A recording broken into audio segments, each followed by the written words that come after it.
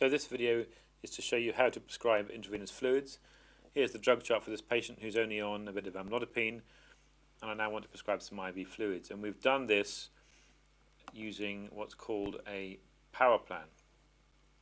This is to try and simplify the process of ordering various items including fluids. So I'm going to type in IV fluids.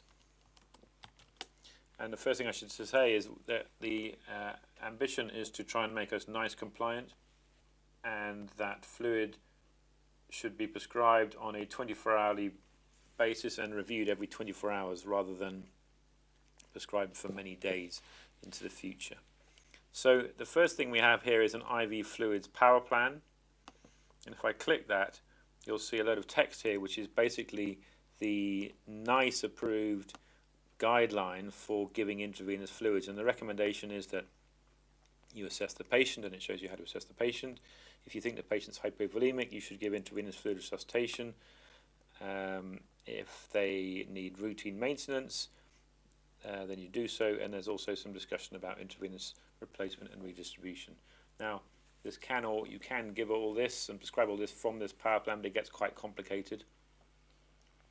And if I come up here, you can see here is the power plan, which is planned and pending. I'm actually not going to do that because I think it makes it a bit more complicated. First thing I'm going to do is I'm going to give a bit of fluid resuscitation. So if I go back to IV fluids and I want to go straight to the fluid resuscitation power plan, basically I want to give this patient 250 ml stat of sodium chloride. I tick that.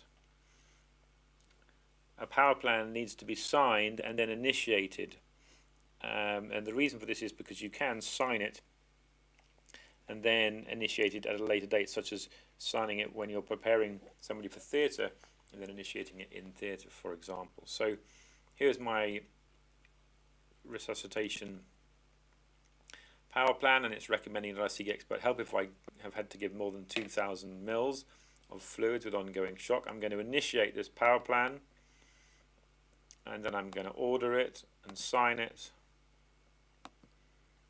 and that is all that's required to place the order for my patient.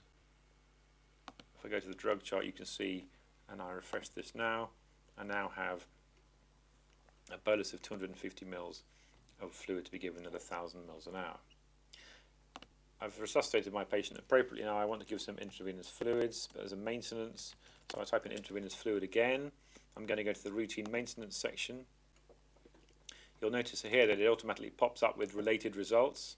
This patient weighs 68 kilograms, and if I had a recent use and ease, that would appear here as well. So I've got some advice here on how much potassium I need to give.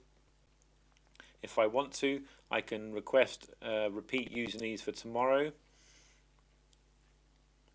My patient is 68 kilograms, so I'm going to come down here to the 65 to 74 section. I'm going to assume the potassium is 4, and I don't therefore want to give any potassium. We're only going to all maintenance fluid now going forward will be done using dextrosaline with or without potassium, so this patient doesn't need potassium.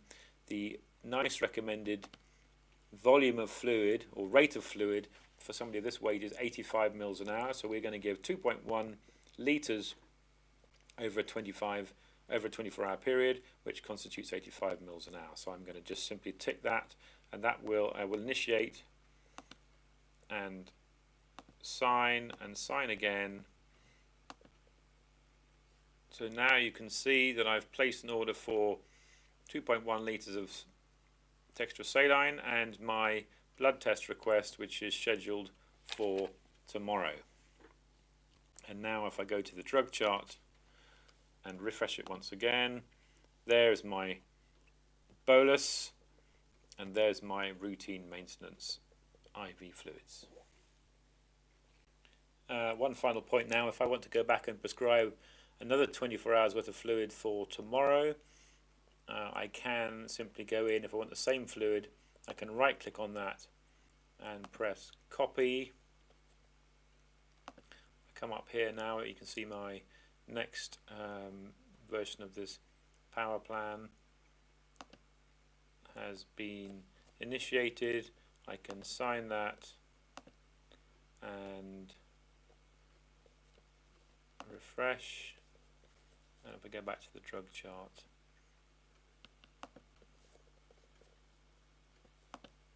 now I have the additional bag of fluid. If I wanted to add in the a bag of fluids which had a different potassium concentration, I need to go back to routine maintenance and come down here now and choose the one with potassium within it. Initiate that, sign, and my job is complete. Back to the drug chart, refresh, and there we have the additional bag with potassium chloride. Obviously that looks a bit confusing because there's lots of bags signed for, but this is on consecutive days, and the rest of those would now have been administered and would be grayed out.